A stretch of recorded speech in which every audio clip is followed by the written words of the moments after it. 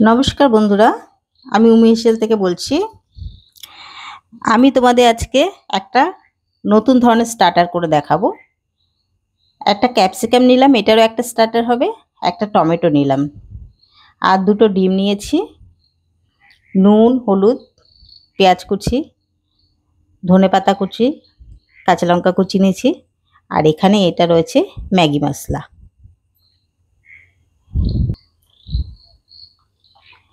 আমি ক্যাপসিকামটা এখান থেকে কেটে নেব সমান করে। এই কেটে নিলাম। এবার এটাকে পুরো বের করে দেবো। বের করে দানাগুলো আছে সব ফেলে দিলাম। আর একটু এই নোংরা এগুলো যেগুলো আছে এগুলো কেটে একটু পরিষ্কার করে নিলাম। এবারে এর ভিতরে আমি দেব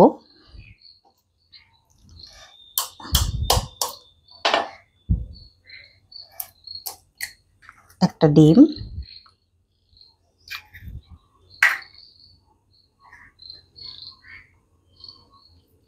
পেঁয়াজ কুচানো অল্প, লঙ্কার কুচি,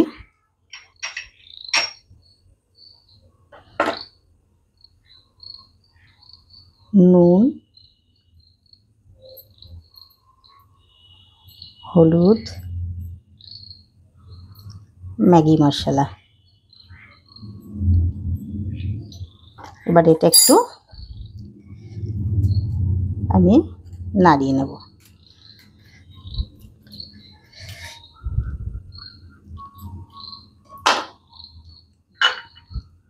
এর ভিতরে দেবো একটু ধনেপাতা কুচি। এবার আর একটা ডিম আমি এর ভিতরে ফাটিয়ে দিয়ে দিলাম। এখানেও একটু সামান্য ম্যাগি মশলা, লঙ্কা, পেঁয়াজ, হলুদ, ধনেপাতা, নুন সামান্য। এবার এটাকে আমি এইভাবে এটা আটকে নেব। আমি ক্যাপসিকামটা এইভাবে সুতো দিয়ে বেঁধে নিয়েছি। এখানে একটা কড়াইতে তেল গরম করেছি।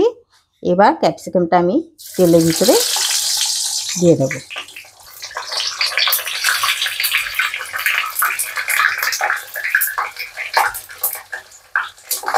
এটা আমি 2 মিনিট ঢাকা দিয়ে ফ্রাই করব। আমার স্টার্টারটাও হয়ে গেছে। যেভাবে আমি ক্যাপসিকামটা করেছি ঠিক সেইভাবে আমি টমেটোটাও করেছি। টমেটোটা আমি যদিও দেখাইনি। এবার আমি ক্যাপসিকামটা তোমাদের কেটে দেখিয়ে দিচ্ছি।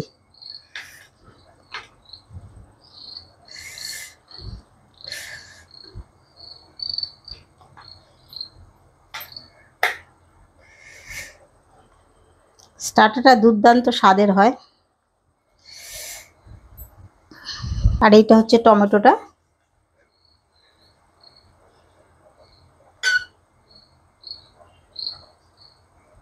এর ভিতরে গোলমরিচ গুঁড়ো ছড়িয়ে পরিবেশন করলে দুর্দান্ত লাগবে খেতে।